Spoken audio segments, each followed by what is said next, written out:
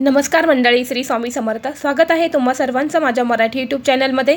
स्वामी महाराजांच्या कृपेने तुमच्या सर्व चांगल्या इच्छा पूर्ण हो, हीच मी स्वामीचरणी प्रार्थना करते आणि आजच्या या नवीन व्हिडिओला सुरुवात करते.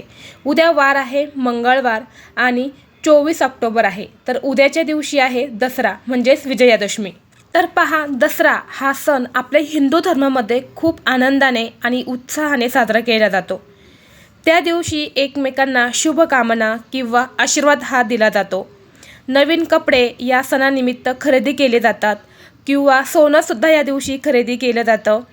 कारण हा दिवस जो असतो ना, तो आपल्या हिंदू धर्मामध्ये खूप आनंदाचा दिवस असतो. कारण देवीने या दिवशी महिषासूर या राक्षसाचा वध केला होता आणि प्रभू रामचंद्रसुद्धा या दिवशी रावणाचा वध करण्यासाठी निघालेले होते. म्हणून हा दिवस जो आहे ना, तो खूप आनंदाने साजरा केला जातो. तसेच या दिवशी आपल्याला आपल्या घरामध्ये काही महत्त्वाच्या सेवा करायच्या असतात, काही उपायसुद्धा आपल्या घरामध्ये आपल्याला करायचे असतात. आणि हा जो दिवस असतो ना, या दिवसाची बघा, आपण संध्याकाळी आपट्याचे पानं वाटत असतं. सोनं लुटण्याची प्रथा असते. आपल्या घरामधले सोनं असतं, पैसे असतात किंवा आपल्या घरामध्ये जी लक्ष्मी असते बघा, त्या लक्ष्मीची आपण पूजा करत असतो आजच्या दिवशी. तर हे सर्व शुभ कार्य किंवा शुभ गोष्टी आपण आपल्या घरामध्ये करत असतो. तर या सर्व गोष्टी चांगल्या रीतीने पार पडाव्या किंवा त्या केलेल्या सेवांचं आपल्याला फळ प्राप्त व्हावं, हे खूप महत्त्वाचं असतं. म्हणून आपण सर्व काही करत असतो. तर आपल्या उद्याच्या दिवशी सकाळी अंघोळीच्या पाण्यामध्ये अशी एक वस्तू ही आवर्जून टाकायची आहे. यामुळे तुम्ही जी पण पूजा करशाल, जी पण सेवा करशाल, जे पण उपाय करशाल, त्याचं तुम्हाला जास्तीत जास्त फळ प्राप्त व्हावं यासाठी. कारण आपण या वस्तू जर अंघोळीच्या पाण्यामध्ये जर टाकल्या तर आपल्यामधील सर्व नकारात्मक शक्ती, करणी बाधा, शत्रुपीडा असेल, म्हणजे जसे की आपले शत्रुबाधा असेल, गुपित शत्रू असतील किंवा आपल्याला शत्रू माहीत आहे यासारखा त्रास कमी होण्यासाठी, तसेच पितृदोष लागलेला असेल तर तो पितृदोष दूर करण्यासाठी हा उपाय आपल्याला करायचा आहे. त्यासोबतच प्रत्येकाच्या मनामध्ये इच्छा असते आणि ती इच्छा पूर्ण करण्यासाठीच आपण भरपूर प्रयत्न करत असतो. तर आपल्या मनातील प्रत्येक इच्छा ही लवकरात लवकर पूर्ण होण्यासाठी आपल्याला हा उपाय करायचा आहे. आता पहा, आपण एखादी प्रत्येकाच्या मनात इच्छा असते, तुमच्या आहे, माझ्या आहे, ती इच्छा पूर्ण करण्यासाठी आपण भरपूर मेहनत करत असतो. मेहनत करूनही कधी कधी आपली इच्छा पूर्ण होत नाही. तर अशा वेळी काय असतं की जर आपल्याला एखादा दोष लागलेला असेल किंवा आपल्यामध्ये एखादी नकारात्मक ऊर्जा असेल किंवा आपल्याला कोणी करणी बाधा केलेली असेल किंवा प्रखर पितृदोष जर आपल्याला लागलेला असेल, तर आपण कितीही प्रयत्न केला ना, तरी आपल्याला कोणत्याच कामात यश येत नाही.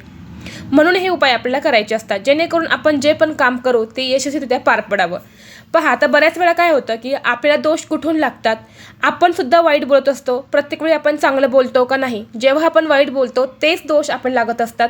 दुसरी गोष्ट म्हणजे आपण कोणत्या एखाद्या ठिकाणी गेलो तर तिथे कोणत्या घटना घडलेल्या असतात, ती जागा कशी असते हे आपल्याला माहीत नसतं आणि त्याचवेळी आपण तिथे काहीतरी बोलत असतो किंवा आपल्याला त्या ठिकाणी एखादा मित्र भेटला तर आपल्या मित्रांना आपण म्हणत असतो की चला येतो, असं आपण बोलतो. त्यावेळेला ती नकारात्मक ऊर्जा तिथली असते ना, ती आपल्यासोबत आपल्या घरामध्ये येत असते. यामुळे आपल्याला असे दोष जे आहेत ना, ते निर्माण होत असतात. ते दूर करण्यासाठी अशा काही तिथी असतात, त्या तिथींना आपल्याला काही उपाय हे करायचे असतात. त्यातलाच एक उपाय मी तुम्हाला सांगणार आहे. तर पहा, उद्या सकाळी तुम्हाला लवकर उठायचं आहे, कारण उद्याचा दिवस आपल्यासाठी खूप महत्त्वाचा आहे. यामुळे सकाळी लवकर उठण्याचा प्रयत्न करायचा आहे. तर सकाळी उठल्यानंतर तुम्हाला अंघोळ करायला जायचं आहे. अंघोळ करायला जाताना तुम्हाला अशा काही वस्तू या अंघोळीच्या पाण्यामध्ये आवर्जून टाकायच्या आहेत. सर्वप्रथम म्हणजे तुम्हाला पिवळी हळद जी असते ना, ती तुम्हाला अंघोळीच्या पाण्यामध्ये टाकायची आहे. कारण दसऱ्याच्या दिवशी हळदीला अतिशय महत्त्व दिलं जातं. हळद ही पिवळी कलरची असते आणि दसऱ्याच्या दिवशी आपण सोन्याची पूजा करत असतो. म्हणून हळद ही आपल्याला आवर्जून अंघोळीच्या पाण्यामध्ये चिमूटभर टाकायची आहे. हळदीच्या अतिशय फायदा आहेत बघा. हळद जर पाण्यामध्ये टाकली ना अंघोळीच्या, तर आपले सगळे नकारात्मक दोष असतात, कुणी करणी बाधा केलेली असेल किंवा इतर काही दोष जर आपल्याला लागलेले असतील तर ते दोष दूर करण्यासाठी हळद ही खूप महत्त्वाची मानली जाते. त्याचप्रमाणे आपल्याला थोडंसं खडेमीठ टाकायचं आहे. खडेमीठ नसेल तर बारीक मीठ घेतलं तरी चालेल. हे का टाकायचं आहे तर बघा, आपल्याला शत्रुबाधा लागली असते. कधी कधी आपले शत्रू असतात, गुपित शत्रू असतात किंवा काही शत्रू आपल्याला माहिती असतात आणि ते शत्रू आपल्या आयुष्यामध्ये भरपूर अडचणी आणत असतात. तर त्या शत्रूंचा त्रास दूर होण्यासाठी आपल्याला चिमूटभर मीठ हे अंघोळीच्या पाण्यामध्ये टाकायचं आहे. कारण शत्रुबाधा एखाद्या माणसाला जर लागली तर आयुष्यामध्ये फक्त अडचणी आणि अडचणीच येत असतात. कारण कोणतंही काम आपलं पूर्ण होण्यासाठी येतं आणि शत्रू काहीतरी तिथे येऊन करतात आणि ते काम आपलं पूर्ण होत नाही. म्हणून आपल्याला थोडंसं मीठ हे अंघोळीच्या पाण्यामध्ये टाकायचं आहे. त्यानंतर तिसरी महत्त्वाची गोष्ट म्हणजे बघा, खूप महत्त्वाचं आहे गंगाजल. आता तुम्ही घट बसवलेलं असेल ना, त्या घटामधलं जे पाणी असतं, तर ते पाणी तुम्हाला सांगितलं होतं मी कालच्या व्हिडिओमध्ये की ते पाणी तुम्हाला फेकायचं नाही आहे, एका बॉटलमध्ये भरून ठेवायचं आहे आणि ते पाणी तुम्हाला उद्याच्या दिवशी थोडंसं अंघोळीच्या पाण्यामध्ये टाकायचं आहे. कारण हे पाणी इतकं महत्त्वाचं आहे, यामध्ये 9 दिवसांची देवींची दैवी शक्ती त्या पाण्यामध्ये आलेली असते आणि जेव्हा आपण हे अंघोळीच्या पाण्यामध्ये हे पाणी टाकतो ना, त्यावेळेला आपल्या मनातील प्रत्येक इच्छा ही पूर्ण होत असते. कारण जेव्हा आपण अंघोळ करत असतो त्यावेळेला आपल्या मनामध्ये आपल्या इच्छा ह्या येतच असतात. प्रत्येकाच्या मनात इच्छा असतात. त्या पूर्ण करण्यासाठी काही उपाय आपण करायचे असतात, काही सेवा करायची असतात आणि त्याबरोबर प्रयत्नसुद्धा करायचे असतात. त्यामुळे तुम्हाला उद्या दिवशी आवर्जून घटातलं जे पाणी असेल तर ते थोडंसं अंघोळीच्या पाण्यामध्ये टाका. आता नसेल, तुम्ही घट बसवलेलं नाही आहे, तुमच्याकडे पाणी नाही, तर गंगाजल टाका. कोणत्याही दुकानामध्ये गंगाजल भेटतं, तुम्ही तिथून घेऊन या आणि ते टाकलं तरी चालेल. गंगाजल तुम्हाला भेटलंच नाही तर गुलाबजल असेल, गुलाबजल थोडंसं टाकलं तरी चालेल.